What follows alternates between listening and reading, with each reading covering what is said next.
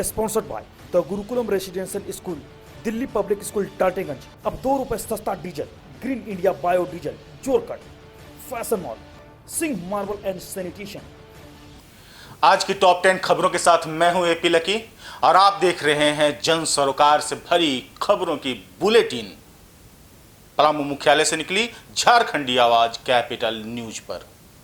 आज की सबसे बड़ी जो खबर है कि रात 8 बजे फिर पीएम मोदी देश को संबोधित करेंगे।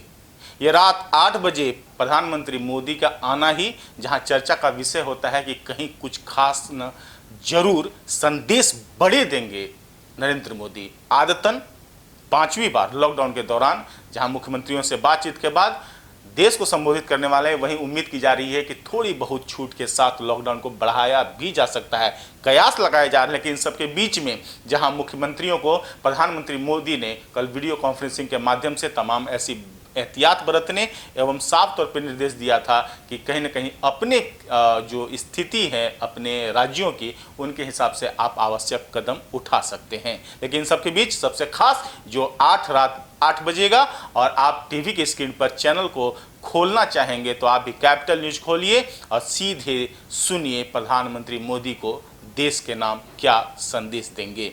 इन सब के बीच आगे जब हम बढ़ते हैं खबरों को लेकर के तो कई तरह की बड़ी खबरें आती हैं।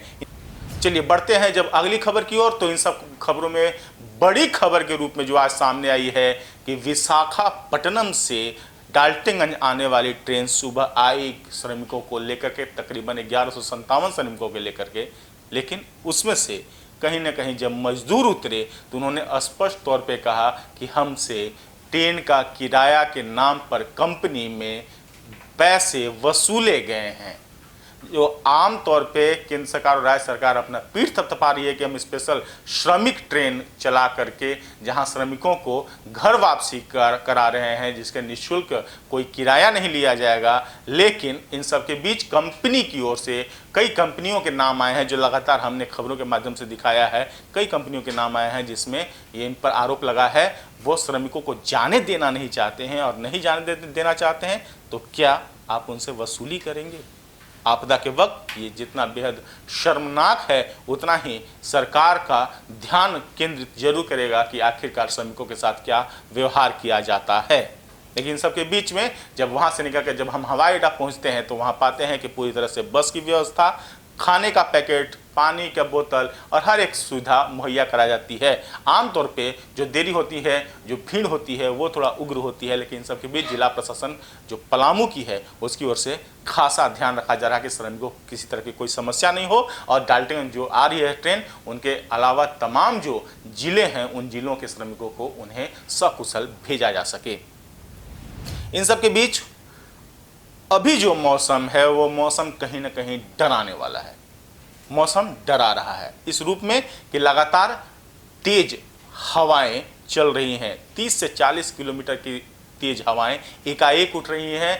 अंधेरा छा जा रहा है, आसमान में बादल छा रहे हैं, और सबसे अधिक डर बारिश के साथ वज्रपात की है, जिसके बाद पहले कई इसके चपेट में आ चुके हैं। जहां एक युवक की मौत हुई है, वहीं सबसे अधिक डर ये लगा हुआ है कि बिजली पर इसका खासा असर पड़ रहा है। वज्रपात के बाद जहां बिजली की तारें भी तेज हवा आंधी के चलते टूट कर गिर रही हैं, उससे जानलेवा जान माल का नुकसान हो रहा है। ये बड़ी खबरें हैं, तो एहतियातन प्रशासन भी, पलामू जिला प्रशासन की ओर से निर्देश जारी किए जा रहे हैं कि आप वज्रपात में कहीं भी सुरक्षित जगहों पर जाए, बड़े पेड़ वगैरह के पीछे छुपने के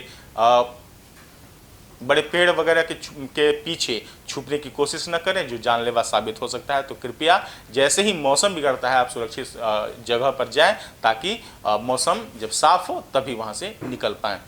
चलिए, इसके अलावा पलामू टाइगर रिजर्व से भी बड़ी खबर आ रही है, जिसके मुताबिक जब 2 बायसन की मौत हुई है उसके बाद से पीटीआर यानी कि पलामू टाइगर रिजर्व जो वन क्षेत्र है, प्रक्षेत्र के वन विभाग के लोगों ने एहतियातन पालतू पशुओं के एंट्री पर पूरी तरह से रोक लगा दी है। स्थानीय ग्रामीण इलाकों में पूरी तरह से इसकी सूचना दी गई है कि आप पालतू पशुओं को जंगल की ओर न जाने दें। वहीं तमाम संक्रमण का खतरा न हो, वहां के जीव जंतु में बहुत ही काफ़ी संख्या में वहाँ जीव जंतु बेतला नेशनल पार्क में है, जिसे देखने दूर दूर से पर्यटक आते हैं।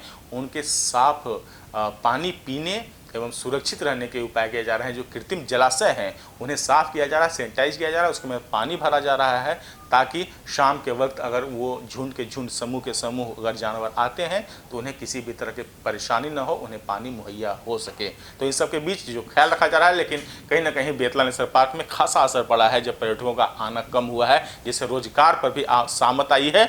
तो कहीं ना कहीं हालात जरूर खराब होने के डर हैं।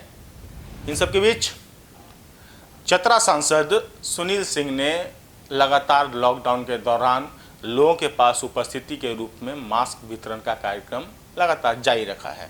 बरवाडीह, लातेहार समेत अब बाकी विधानसभा क्षेत्र में भी मास्क वितरण का काम कल चल रहा है, जिसमें लेस्लीगंज में मास्क बांटा गया। लेस्लीगंज चैम्बर अध्यक्ष सह पूर्व मुखिया छोटेलाल सोनी ने इसका मोर्चा संभाला और अपने हाथों से अपनी मौजूदगी में 200 की संख्या में मास्क का वितरण किया। इस दौरान लोगों ने को हर एक एहतियातन कदम उठाने संबंधी जागरूक भी किया एवं बताया कि आपको साबुन से हाथ धोना है, मास्क का इस्तेमाल करना है एवं सामाजिक दूरी मेंटेन किए रखना है। और आज की सबसे खास खबर जो आपको जानना जरूरी है कि फिर पलामू पुलिस सख्त हो चुकी है। अगर आप बेवजह के बाजार या चौक चौराहों पर घूमते नजर आते हैं तो आपका वाहन जब्त होगा, आपको नोटिस दी जाएगी और वह 188 धारा के तहत आपके ऊपर FIR भी दर्ज की जा सकती है। ये बातें हम तब कह रहे हैं जब चमुहान पे लंबी कतारें दिखी बाइक की, यानी कि मोटरसाइकिल काफ़ी संख्या में जब्त किए गए एवं सामाजिक दूरी मेंटेन करते हुए सभी को सिलसिलेवार तरीके से पंक्तिबद्ध नोटिस दिया गया। उन्हें पूछा गया कि आप पर कार्रवाई क्यों न किया जाए। हालांकि कई इसमें ज़रूरतमंद होते हैं, लेकिन हम ये बार बार कैपिटल न्यूज़ आपसे अपील करती है और बार बार हम इस बात का जिक्र करते हैं कि आप बेवजह नहीं निकले, क्योंकि आपका बेवजह का निकलना ज़रूरतमंदों के लिए खासा नुकसान साबित होता है, मुश्किल पैदा करता है। तो कृपया बेवजह न निकल करके भीड़ न लगाएं। और आमतौर पर आप भी समझ सकते हैं कि इन खबरों की ज़रूरत क्यों है, क्योंकि आप भी जब निकलते हैं तो आप देखें काफ़ी संख्या में आम दिनचर्या की तरह भी अब धीरे धीरे भीड़ होने लगी है। तो इतना नहीं है कि संक्रमण का खतरा अब टल चुका है, जरूर रैपिड टेस्ट के माध्यम से लगातार निगेटिव जांच रिपोर्ट आ रहे हैं। 971 रैपिड टेस्ट के जांच रिपोर्ट आए हैं, जिसमें सभी के सभी निगेटिव हैं। इसके अलावा 221 कल भी जो स्वैब सैंपल भेजे गए थे उनका भी रिपोर्ट निगेटिव आया है। तो ये खुशी की बात है, लेकिन इन सब खुशी के बीच में अगर आप कहीं ना कहीं अगर लापरवाह होते हैं तो उसका नुकसान हर किसी को उठाना पड़ेगा। अब तक 8 जो केस आए उसमें एक्टिव केस मात्र 5 ही हैं, जो कि अच्छी खबर है, एक संतोष भरी खबर है। लेकिन इन सब के बीच में प्रशासन की जो कवायद है लगातार संक्रमण को रोकने के लिए, उसे रोकना आपकी भी जिम्मेवारी है, इसलिए घर से बाहर बेवजह न निकलें। इन सब के बीच में और जो बड़ी खबरें आई हैं, सबसे बड़ी खबर है झारखंड की। अगर हम बात करें, चलिए इन सब के बीच जो रक्षक हैं, रक्षक की भूमिका में नक्सली इलाका होने के चलते पलामू प्रमंडल के तीनों जिलों में लातेहार, गढ़वा और पलामू में CRPF भी अपना काम कर रही है। गढ़वा में 172वीं बटालियन, पलामू में 134वीं बटालियन एवं लातेहार में 112वीं बटालियन लगातार इलाकों में जा करके लोगों को राशन समेत तमाम सुविधाएं मुहैया करा रही हैं। उनको हर एक लॉकडाउन में किसी भी तरह की समस्या उत्पन्न ना हो, राशन ना हो, लोग भूखे ना मरे, इसके लिए हर एक मददगार के रूप में बन करके उभर के आ रही है। CRPF की यही खासियत रही है कि सदा जय, भारत माता की जय के नारे बुलंद रहें। लेकिन इन सब के लिए गढ़वा में जो तस्वीरें आई हैं वो बेहद संतोषप्रद एवं सुकून भरा है, जिसकी सराहना हर कोई कर रहा है, क्योंकि CRPF 172वीं बटालियन की ओर से लगातार प्रयास जारी है कि तमाम वैसे इलाके जहां पर सुविधाएं मुहैया नहीं हो पाती है, जहां वंचित होते हैं, उन तक राशन मुहैया कराई जाए।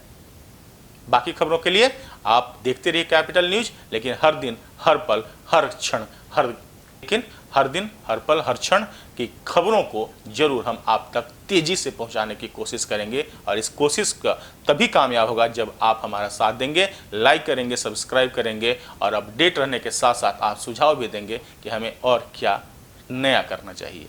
धन्यवाद।